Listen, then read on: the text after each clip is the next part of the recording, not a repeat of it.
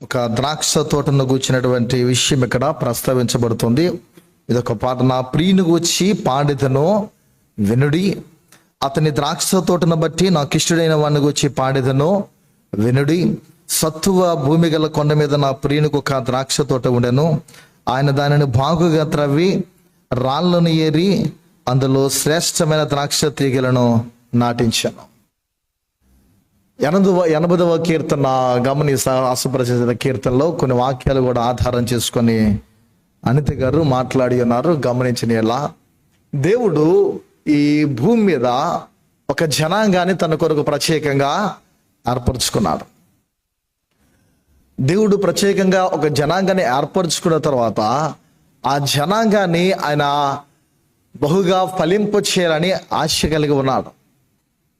లేఖనాల్లో రాయబడి ఉన్న ఒక మాట మనం గమనిస్తే 80వ కీర్తనలో అంటూ ఉంటాడు, వారిని దేవుడు ఏ రీతిగా తీసుకుని వచ్చినాడో, ఎలా నాటినాడో, వారి యొక్క జీవితాలు ఏ విధముగా అభివృద్ధి చెంది ఉన్నాయో కీర్తనకారుడు గానం చేస్తూ ఆశాపరచించిన ఆ సంకీర్తన చూస్తే రాయబడిన మాటలు ఇలా ఉన్నాయి. 11వ చరణంలో చూస్తే 10లో, దాని నీడ కొండలను కప్పెను, దాని తీగలు దేవుని దేవదారు వృక్షమును ఆవరించాను, దాని తీగలు సముద్రం వరకు వ్యాపించను, యూఫ్రటీస్ నది వరకు దాని రెమ్మలు వ్యాపించను. చాలండి. నువ్వు ఐగుప్తులో నుండి ఒక ద్రాక్షవల్లిని గమనించిన ఎలా తెచ్చితివి, అన్ని జనులను వెళ్ళగొట్టి దాన్ని నాటితివి. దేవుడు పాలు తీరులో ప్రవహించే దేశాన్ని నేను మీకు ఇస్తానని ఏదైతే వాగ్దానం చేసినాడో ఆ కనాను ప్రాంతానికి ఐగుప్తులో చెరలో బానిసగా ఉన్నటువంటి ఇశ్రాయేలీయులను వారి మొరలు మూలికలు దేవుడు విని తీసుకొచ్చి వారిని నాటడం అని కనిపిస్తుంది. ఈ 5వ అధ్యాయంలో మనకి అవసరమైంది యొక్క దినముందు మనం గమనిస్తే, సత్తువ గల భూమి గల ఆ కొండ మీద దేవుడు ఈ తీగలను నాటించాడు. అక్కడ ఉన్నటువంటి రాళ్లను, అక్కడ ఉన్నటువంటి పాపం అనే రాళ్ళని ఇవన్నీ తీసివేసి బురుజును కట్టించి దానికి కావలసినంత, అక్కడ వ్రాయబడిన మాటను మనం చూస్తే, ఆయన దాన్ని బాగుగా త్రవ్వి రాళ్లను ఏరి అందులో శ్రేష్టమైన ద్రాక్ష తీగలను నాటించాను. ఇంక ముందుకు వెళ్తే, కావున యెరూషలేము నివాసులారా, యూదావారులారా, నా ద్రాక్ష తోట విషయము నాకు న్యాయము తీర్చవలనని మిమ్మల్ని వేడుకొనుచున్నాను. నేను నా ద్రాక్ష తోటకు చేసిన దానికంటే మరేమి దానికి చేయగలను?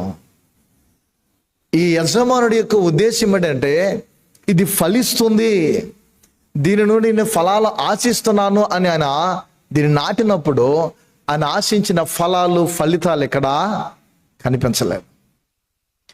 నేను ఈ ద్రాక్ష తోటకు చేయవలసిన దానికంటే ఇంకేమి చేయగలను? బురుజు కట్టించాను, శ్రేష్టమైన తీగలు నాటించాను, రాళ్ళనేరాను, చేయవలసిన శుభ్రం అంతా చేశాను, అన్నీ నేను చేస్తున్నాను, కానీ నేను ఆశించిన ఫలాలు మాత్రం శూన్యం.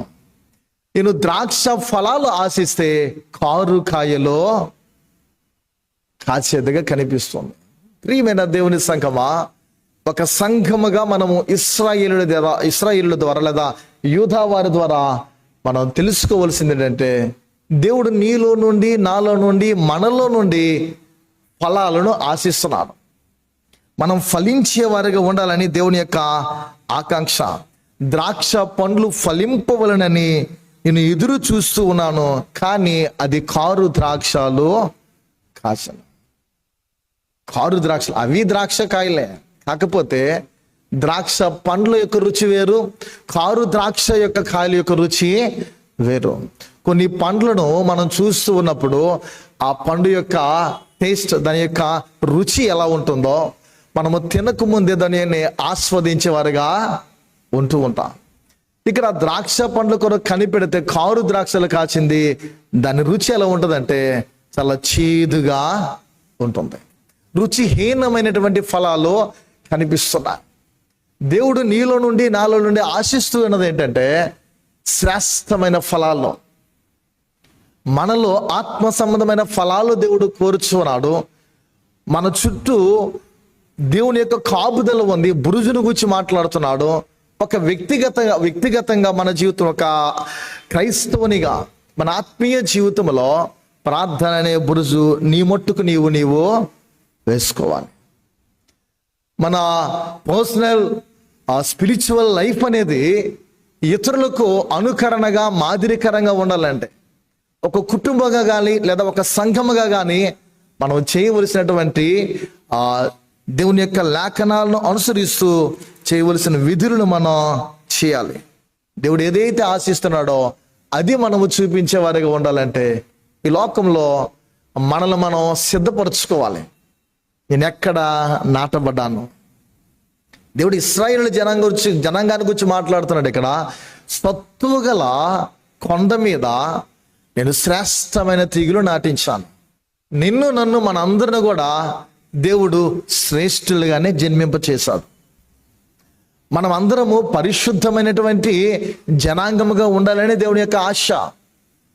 దేవుడు యోగ్యమైన వారిగా మనందరం నిర్మించాడు, శ్రేష్ఠులుగా సృజించినాడు. అయితే లోకము వివిధమైన తంత్రాలతో నింపబడి ఉన్నది కనుక మనకు అనుకూలమైన వాటిని మనం మలుచుకొని చేయటం వలన మనలో నుండి శ్రేష్టమైన ఫలాలు, ఫలితాలు, ఆత్మ సంబంధమైనవి వెలువడట్లేదు లేదా బహిర్గతమో కావట్లేదు.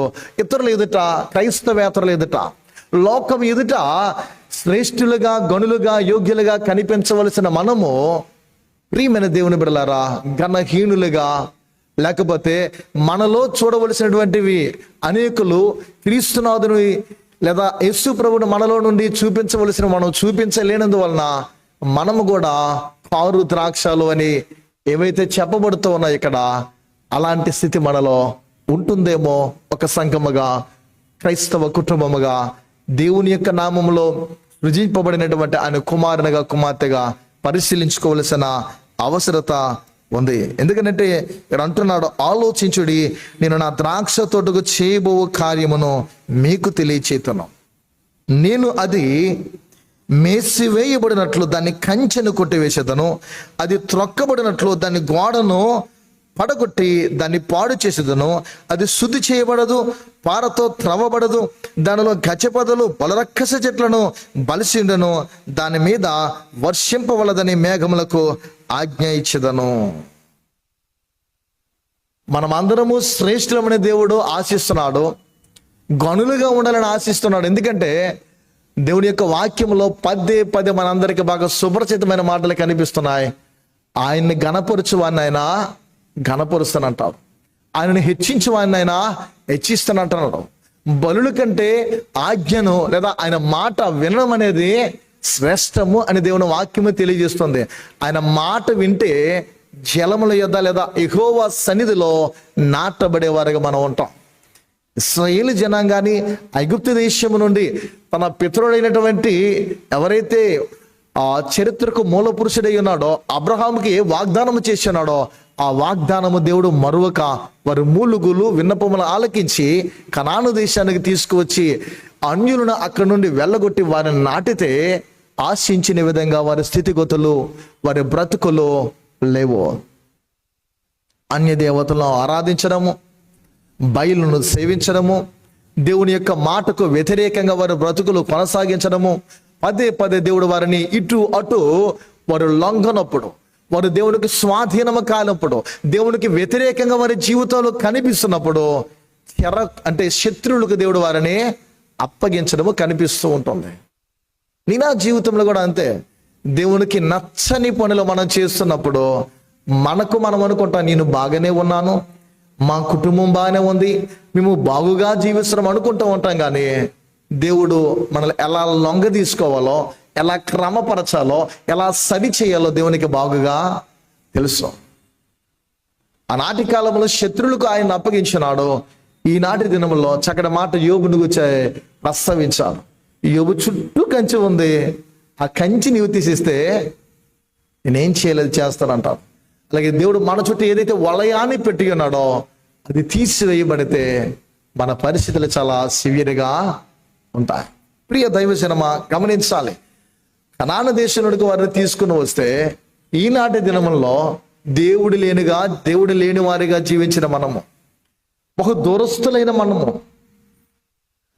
సమీపస్తులుగా ఉండడానికి, దేవుడు గెలిన ప్రజలుగా జీవించడానికి, దేవుని సన్నిధిలో జలముల యొద్ద నాటబడ్డానికి దైవ కృపను ఉచితంగా మనం పొందుకొనా.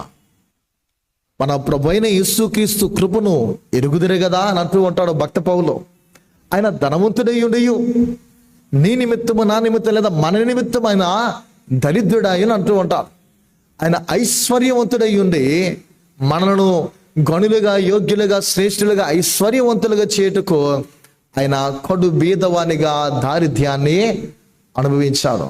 ఆయన మనలను శ్రేష్ఠులుగా చేయుట కొరకు, సొగసైన వారిగా చేయుటకు, నీ కొరకు నా కొరకు తన్ను తానే బలిదానముగా అర్పించుకొని రక్తాన్ని చిందించి ప్రాణము పెట్టి దేవుని సన్నిధిలో నాటబడ్డానికి కృపను చేకూర్చాడు.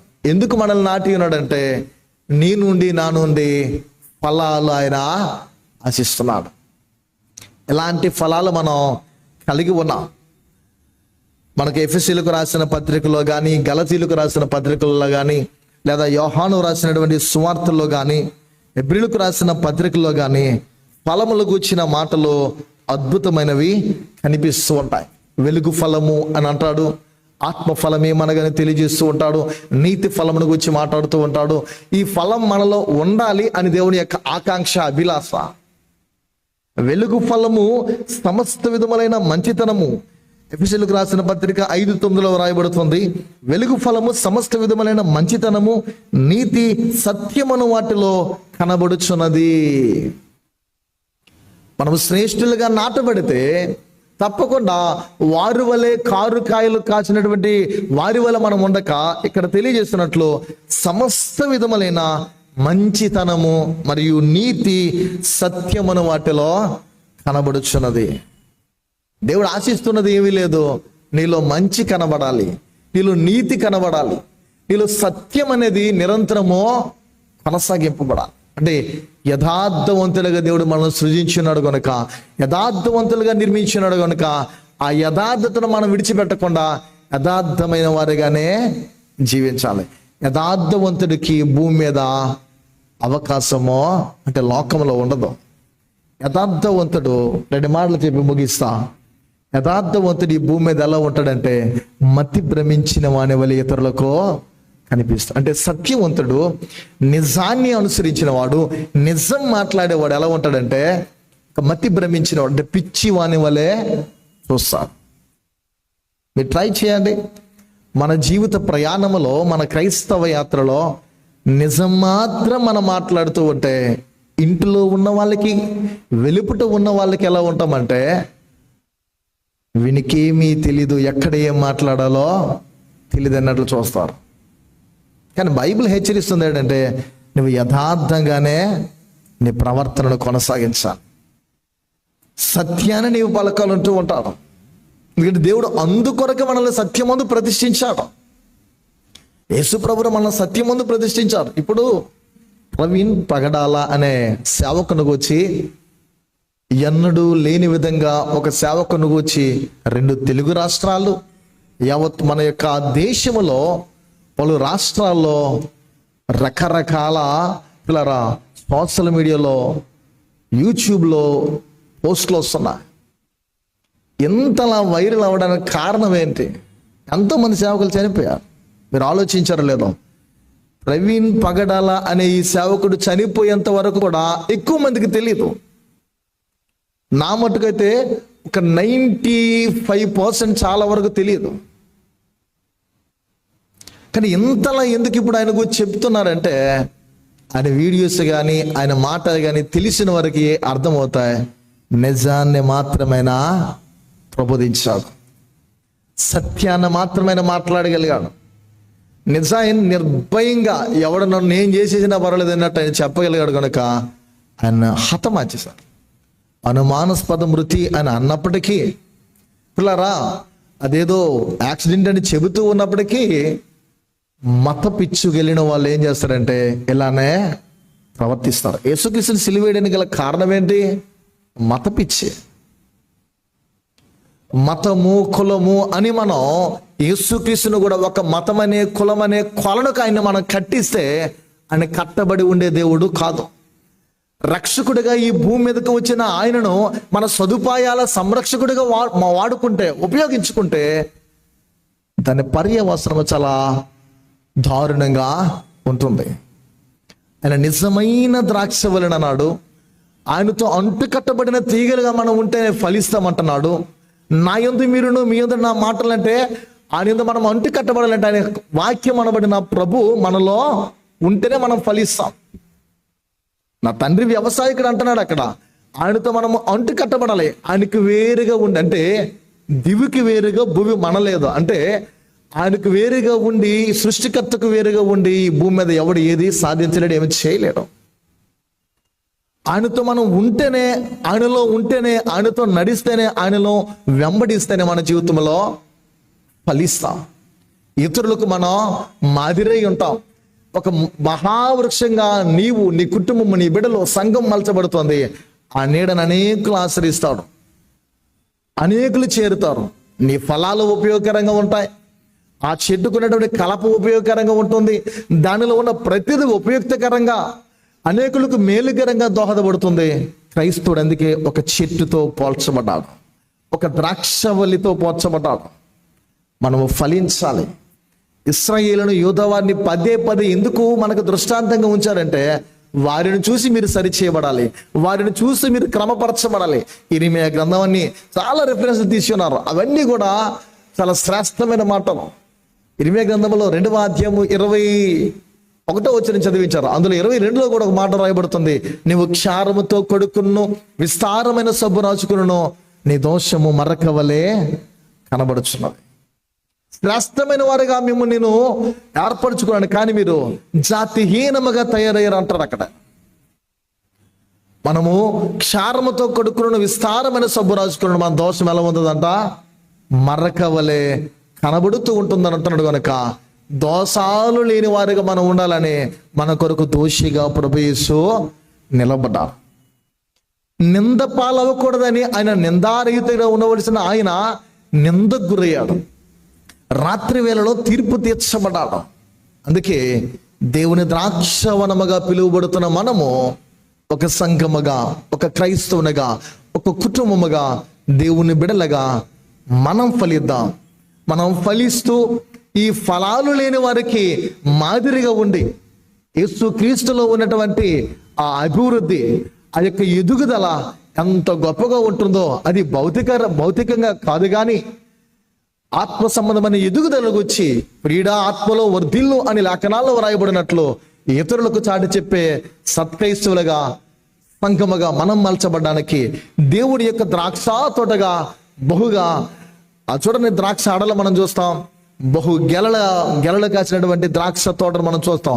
అలా బహుగా బలమైనటువంటి పంటలను ఫలించే బ్యాప్టిస్ట్ చర్చిను మనం కలిగి ఉన్నాం. అలాంటి ఫలాలు మనలో ఫలిస్తూ ప్రభుని యొక్క కృప ద్వారా, పరిశుద్ధాత్మని యొక్క సహాయం ద్వారా మనం ముందుకు సాగడానికి దేవుడు తన సహాయతను, తన అనుగ్రహాన్ని మనకు చేకూర్చి బలమైనటువంటి వారిగా మనల్ని తీర్చిదిద్దాలని రండి, తలలు వంచుకుందాం, ప్రార్థిద్దాం. దేవుడి మాట